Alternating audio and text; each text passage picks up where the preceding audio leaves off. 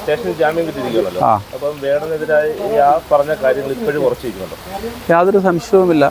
ഞാൻ ആദ്യം മുതൽ പറയുന്നൊരു കാര്യമുണ്ട്. ഞാൻ വേടൻ എന്ന കലാകാരനെ അല്ല എതിർക്കുന്നത്. വേടൻ പ്രതിനിധാനം ചെയ്യുന്ന രാഷ്ട്രീയത്തെയാണ്.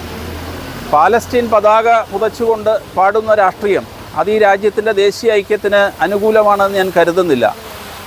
ചോര കുടിച്ച് ദാഹം മാറാത്ത പുലികൾ അലഞ്ഞു നടക്കുന്നതിനെക്കുറിച്ച് പാടുന്നത് ഈ രാജ്യത്തിൻ്റെ പ്രധാനമന്ത്രിയെ വധിച്ച LTT എന്ന് പറയുന്ന ഭീകര സംഘടനയെക്കുറിച്ചാണ് എന്ന് സാമാന്യബോധമുള്ളവർക്ക് മനസ്സിലാക്കാൻ സാധിക്കും. ബുദ്ധൻ എന്ന് പറയുന്ന സഹനത്തിൻ്റെയും കാരുണ്യത്തിൻ്റെയും പ്രതീകത്തെ ചോര കുടിച്ച് അലയുന്ന മറ്റൊരു പ്രതീകമായിട്ട് അവതരിപ്പിക്കുകയും സ്വന്തം വളർത്തുപട്ടിക്ക് ബുദ്ധൻ എന്ന പേരിടുകയും ഒക്കെ ചെയ്യുമ്പോൾ അത് മ്യാൻമറിൽ നിന്ന് വരുന്ന ഭീകരവാദികളെ പിന്തുണയ്ക്കുന്ന നയമാണ് എന്ന് മനസ്സിലാക്കാനും സാമാന്യ ബുദ്ധി മതിയാകുമെന്നാണ് ഞാൻ കരുതുന്നത്.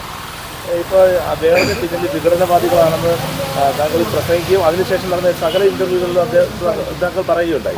അപ്പോൾ അത്തരത്തിലൊരു വിഘടനവാദത്തിന്റെ പിന്തുണ അദ്ദേഹത്തിനുണ്ടെങ്കിൽ നിയമപരമായി താങ്കൾ കൂടെ നിശ്ചയമായിട്ടും അത് നിയമപരമായി നേരിടേണ്ടതാണ്. അതിന് ഈ രാജ്യത്ത് ധാരാളം സംവിധാനങ്ങളുണ്ട്.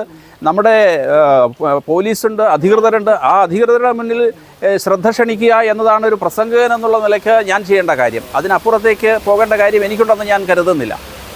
അതുപോലെ തന്നെ താങ്കൾ ഇന്റർവ്യൂകളിലും പ്രസംഗത്തിലും എടുത്തു പറഞ്ഞ ഒരു കാര്യമാണ് വേടന്റെ പാണനല്ല പറയാനല്ല എന്ന വരി. ആ വരി അത് യഥാർത്ഥത്തിൽ ജാതിക്ക് എതിരായുള്ള ഒരു വരികളല്ല. പാണനല്ല, ഞാൻ പാണനല്ല, പറയാനല്ല, പുലേനല്ല എന്ന് ആവർത്തിച്ച് പറഞ്ഞിട്ട് ഞാൻ എന്താണ് എന്ന് അദ്ദേഹം പറയുന്നത് നിങ്ങൾക്കും അറിയാം. എന്താണെന്നാണ് പുള്ളി പറയുന്നത്. അങ്ങനെയാണെന്നുണ്ടെങ്കിൽ ഞാൻ ആദ്യം തന്നെ മനുഷ്യനാണെന്ന് പറഞ്ഞാൽ മതിയല്ലോ.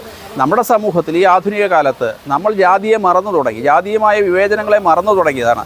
ഇത് സത്യത്തിൽ ഇത്തരം ജാതി വിവേചനങ്ങളെ അരക്കിട്ടുറപ്പിക്കുവാൻ വേണ്ടി ആവർത്തിച്ച് പറയലാണ് എന്ന് സാമാന്യം നമുക്ക് മനസ്സിലാക്കാൻ സാധിക്കും. സോഷ്യൽ മീഡിയ നടക്കുന്ന ചർച്ചയിൽ അതായത് കൃത്യമായി പറഞ്ഞാൽ പട്ടികജാതി പട്ടികവർഗ്ഗങ്ങൾക്കെതിരെയാണ് താങ്കളുടെ പ്രസംഗം എന്ന് ഒരു തരത്തിലുള്ള സംസാരമുണ്ട്. എന്താണ് അതിനെക്കുറിച്ച്? അത് ആ ഒരു വാദം തന്നെ. എന്താണ് ഈ പറയുന്ന റാപ്പ് സംഗീതത്തിലൂടെ വേടൻ എന്ന് പറയുന്ന കലാകാരനെ കൊണ്ട് മറ്റുള്ളവർ ചെയ്യിക്കാൻ ഉദ്ദേശിക്കുന്നത് എന്ന് വ്യക്തമാണ്. കാരണം ഈ ഹൈന്ദവ സമൂഹത്തിൽ ജാതീയമായ വേർതിരിവും അനൈക്യവും ഉണ്ടാക്കാൻ വേണ്ടിയിട്ടുള്ള ഒരു ബോധപൂർവമായ പരിശ്രമം വേടനെ മുൻനിർത്തി നടക്കുന്നുണ്ടെന്നാണ് ഞാൻ മനസ്സിലാക്കുന്നത്. അതുകൊണ്ടാണ് ഇന്ന് ഈ ആധുനിക കാലത്തും ഇത്തരം ജാതിവാദങ്ങൾ ഉയർത്തുന്നത്. ഇപ്പം സ്റ്റേഷൻ ജാമ്യം കിട്ടിയിരിക്കുകയാണ്. അപ്പം ഇനിയും ഉള്ള അങ്ങയുടെ ഈ നിലപാട് തുറന്നു പറയുന്നതിന് ഞാൻ ഇന്നല്ല കാലങ്ങളായി ശരിയെന്ന് തോന്നുന്ന കാര്യങ്ങൾ ഉറക്കെ പറഞ്ഞുകൊണ്ടിരിക്കുന്ന ആളാണ്. അത് ഇനിയും തുടരുക തന്നെ ചെയ്യും.